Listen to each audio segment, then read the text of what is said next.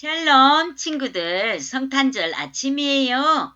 12월 25일이 예수님께서 세상에 태어나신 날 성탄절이지요. 코로나19가 심각하여 25일 날 나오지 못하는 친구는 유튜브 영상 설교를 보냅니다. 함께 예배해요.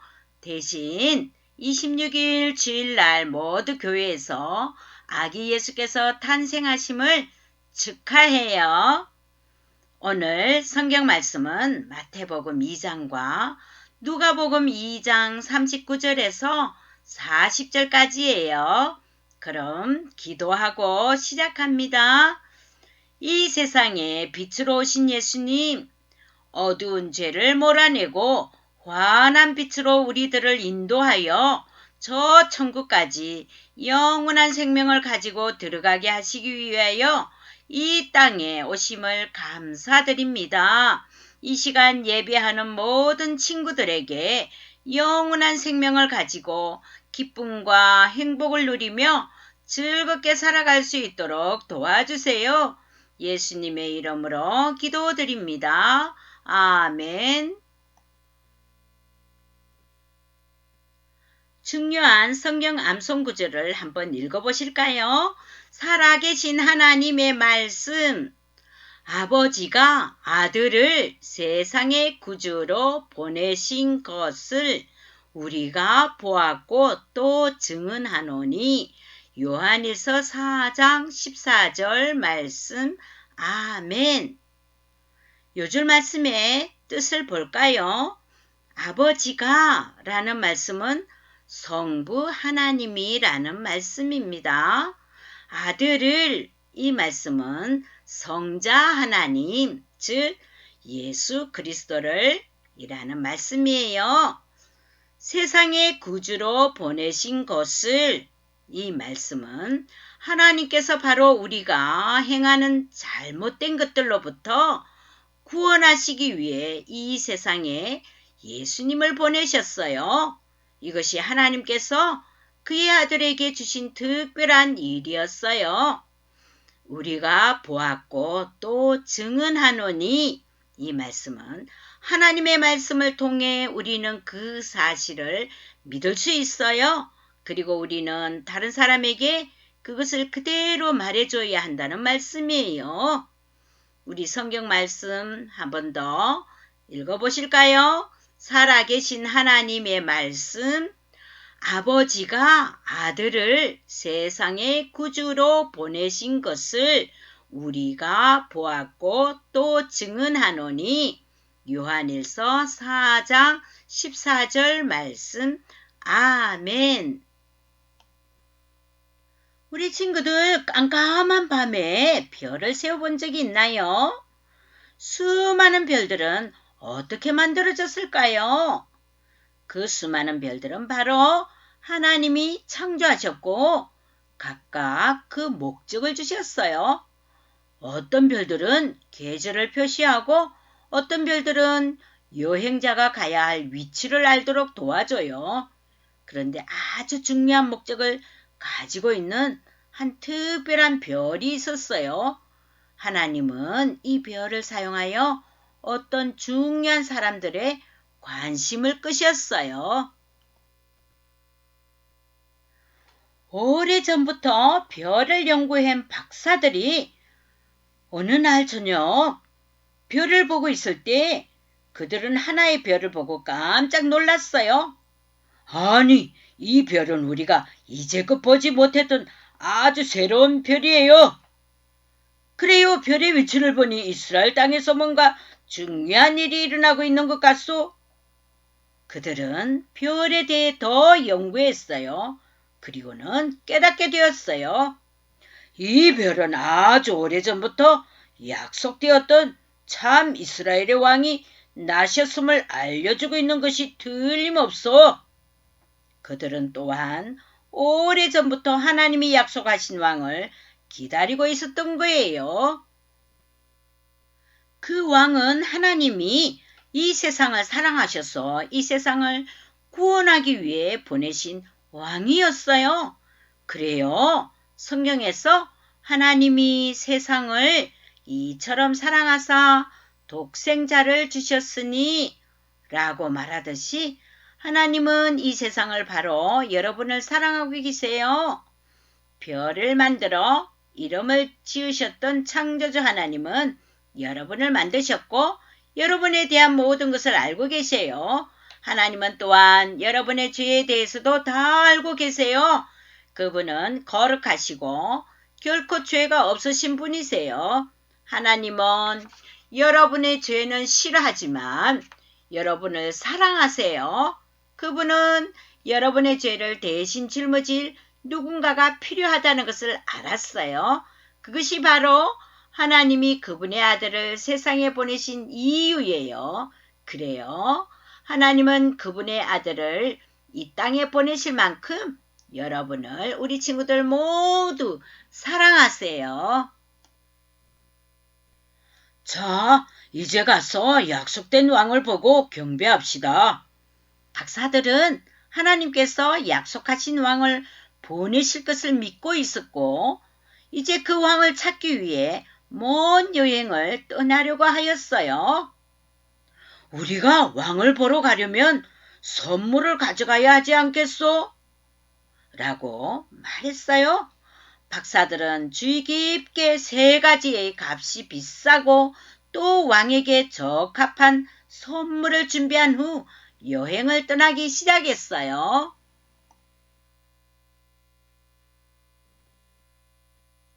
날마다 별을 따라 이스라엘을 향해 길고 긴 여행을 했어요. 몇 달 후 마침내 그들은 예루살렘에 도착하게 되었어요. 얼마나 흥분되었을까요? 그들은 사람들을 만나자마자 유대의 왕이 어디에서 태어났습니까? 우리는 동쪽에서 그의 별을 보고 경배하러 왔습니다. 하고 물었어요. 박사들은 이 나라 사람들이 왕이 태어난 곳을 알 것이라고 생각했지만 어느 누구도 알지 못했어요. 사람들이 알고 있었던 유일한 왕은 그 당시 유대를 통치하던 헤롯 왕뿐이었어요. 동방에서 온 박사들이 유대인의 왕을 찾는다는 소리를 들은 헤롯 왕은 너무나 놀랐고 당황스러워했어요. 도대체 나 말고 어떤 왕에 대해 말하는지, 누군가가 나의 왕좌를 차지할 계획을 하고 있는 걸까? 헤롯 왕은 너무 궁금했고 두렵기까지 했어요. 헤롯 왕은 그 당시 유대의 종교 지도자인 대제사장과 서기관을 불렀어요. 그들은 박사들이 말하는 것에 대해 알고 있었어요.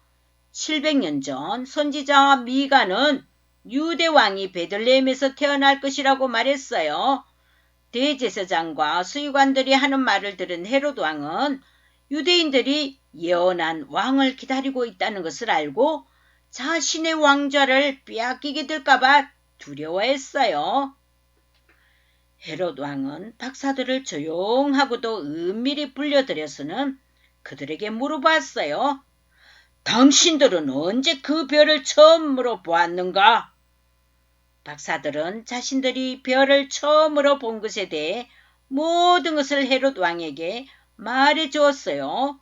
그러자 헤롯 왕이 선지자가 유대의 왕이 베들레헴에서 나타날 것이라고 했소? 어서 가서 아기에 대해 자세히 알아보시오. 그리고 찾게 되면 나도 그에게 가서 경배하도록 내게도 소식을 전해주시오. 라고 그들에게 거짓으로 말했어요. 헤롯은 자기의 왕좌를 지키기 위해 예수님을 죽이려는 끔찍한 생각을 갖고 있었던 거예요. 이것은 하나님 앞에 무서운 죄였어요. 우리 친구들은 죄가 무엇인지 아나요? 죄는 하나님의 법을 깨뜨리는 생각이나 말 혹은 행동을 말해요. 나보다 다른 친구가 더 칭찬을 받을 때 친구를 시기하거나 부모님께 화를 내며 큰 소리치는 모습은 하나님을 기쁘시게 하지 않아요. 그런 모습은 바로 죄를 짓는 모습이에요.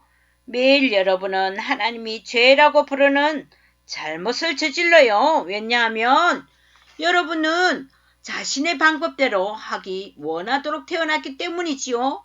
하나님은 선을 행하고 전혀 죄를 범하지 아니하는 의인은 세상에 없기 때문이로다. 전도서 7장 20절 이렇게 말씀하고 있어요. 하나님을 제외한 어느 누구도 항상 무엇이 옳은지 알 수 없어요. 여러분은 죄인이고 하나님은 여러분의 죄를 벌하셔야만 해요. 그 죄 때문에 우리 모두는 죽으며 하나님과 영원히 분리되는 벌을 받게 되는 거예요. 지금 헤롯 왕은 왕으로 오신 아기를 죽이려고 하는 끔찍한 죄를 생각하고 있었지요. 그러나 아무것도 모르는 박사들은 그들을 인도하는 별을 따라 베들레헴을 향하여 가고 있었어요. 마침내 그 별은 아기가 있는 곳 바로 위에 머물렀어요. 그들이 그 집에 들어가자 마리아는 이 낯선 사람들을 보고는 깜짝 놀랐겠지요. 그러나 마리아는 그들이 왕이신 예수 그리스도를 경배하러 왔다는 것을 곧 알게 되었어요. 박사들은 아기 예수님께 선물을 드렸어요. 그들이 가지고 온 선물은 황금과 유향과 몰약이었어요. 황금은 종종 왕족에게 주어지는 선물이었고 유향은 하나님의 거룩한 제사에 사용되는 향이었어요. 몰약은 좋은 냄새가 나는 향수였어요. 이 세 가지 선물은 모두 훌륭한 것들이었어요. 박사들은 선물을 아기 예수님께 드리고는 절하며 경배했어요. 우리 친구들은 예수 그리스도를 경배하고 있나요? 경배한다는 것은 여러분의 주인으로서 예수님을 존경하고 찬양하는 것이에요. 우리 친구들이 하나님의 자녀라면 왕으로 오신 예수님을 찬양하세요. 우리 친구들 어디에서든지 하나님을 찬양할 수 있어요. 하나님은 여러분의 찬양을 기뻐하세요. 우리 친구들 왕이신 예수님을 경배할 수 있어요. 박사들은 예수님께 선물을 드리고 경배드렸어요. 박사들은 헤롯 왕이 부탁한 사실이 기억났어요. 여러분도 기억하고 있나요? 하나님은 꿈을 통해 박사들에게 헤롯에게로 돌아가지 말라고 경고하셨어요. 박사들은 하나님의 명령에 따라서 다른 길을 선택하여 그들의 나라로 돌아갔어요. 하나님은 헤롯 왕의 계획을 요셉에게 알게 하셨어요. 요셉이 잠잘 때 한 천사가 나타나 헤롯이 아기를 찾아 죽이려고 하니 일어나 아기와 그의 어머니를 데리고 애굽으로 피하여 내가 네게 이르기까지 거기 있으라 고 말했어요. 하나님은 그분의 아들 세상의 구세주를 보호하려는 계획이 있었던 거예요. 세상의 구세주 되신 예수님은 바로 우리 친구들의 구세주가 되기 원하세요. 이 세상에 아기로 오신 예수님은 우리 모든 친구들과 달라요. 그분은 성자 하나님이셨고 죄가 없었기 때문에 우리 모든 친구들의 죄를 감당할 수 있는 유일한 분이세요. 예수님은 사람들에 의해 채찍과 침뱉음을 당하셨고 십자가에서 그분의 손과 발에 못 박히셨어요. 그때 사람들은 십자가 위에 예수, 유대인의 왕이라고 써붙이며 예수님을 조롱했어요. 그리고 예수님은 십자가에서 모든 피를 흘리고 죽으셨어요. 바로 여러분과 우리 모두의 죄를 대신해서 벌을 받으신 거예요. 죽으신 예수님은 무덤에 묻히셨지만 3일 만에 죽음에서 다시 살아나셨어요. 죄와 죽음에서 승리하신 예수님은 우리 모두의 죄를 용서하시고 우리 모두의 구세주가 되기 원하고 계세요. 하나님은 구세주 되신 예수님을 죽이려는 헤롯의 사악한 음모에서 예수님을 보호하셨어요. 하나님의 특별한 보호하심 아래 요셉은 아내 마리아와 아기 예수님과 함께 애굽을 향해 떠났고 헤롯 왕이 죽기까지 그곳에 살았다고 성경이 말하고 있어요. 오래도록 박사들이 돌아오지 않자 헤롯 왕은 너무나 화가 났어요. 군사들을 향해 헤롯은 아주 끔찍한 명령을 내렸어요. 베들레헴에 있는 2살 이하의 모든 사내 아이들을 죽여버려라. 그러나 하나님은 구주가 되기 위해 오신 왕의 왕이신 예수님을 보호하셨어요. 후에 헤롯이 죽고 주의 천사가 꿈에 요셉에게 나타나서는 일어나 아기와 그의 어머니를 데리고 이스라엘 땅으로 가라. 아기의 목숨을 찾던 자들이 죽었느니라 고 말해 주었어요. 이제 요셉의 가족은 나사렛이라고 하는 곳으로 가게 되었어요. 그곳에서 예수님은 어린 시절을 보내게 되었어요. 하나님의 완전하신 계획 안에서 하나님이 정하신 때에 예수님은 자신이 하기 위해 이 땅에 오신 그 일을 하시게 되었어요. 그것은 세상의 구세주로 십자가에 돌아가시는 것이었어요. 우리 친구들 자신이 죄가 있는 사람이라는 것을 고백할 수 있나요?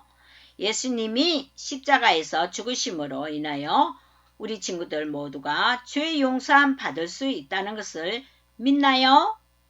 하나님의 말씀, 주 예수를 믿어라. 그리하면 너와 내 집이 구원을 받으리라. 사도행전 16장 31절 말씀, 이렇게 말씀하세요. 우리 모두가 죄인임을 고백하고 예수님께로 돌아오면 우리 모두는 구세주를 내 마음속에 모시는 거예요. 우리 모두의 죄를 예수님께서 용서해 주시겠다고 약속하셨어요. 자, 그럼 이제 마지막으로 기도합니다.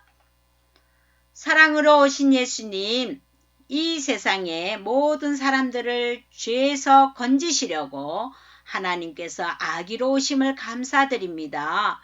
예수님께서 이 땅에 오신 것이 우리들은 얼마나 기쁘고 다행인지 모릅니다. 우리는 영원한 생명을 가졌기 때문이지요. 이 세상 사람들도 아기로 오신 예수님께서 왜 세상에 오셨나를 알게 하여 주세요. 예수님을 믿고 모두 구원받을 수 있도록 도와주세요. 예수님 이름으로 기도드립니다. 아멘.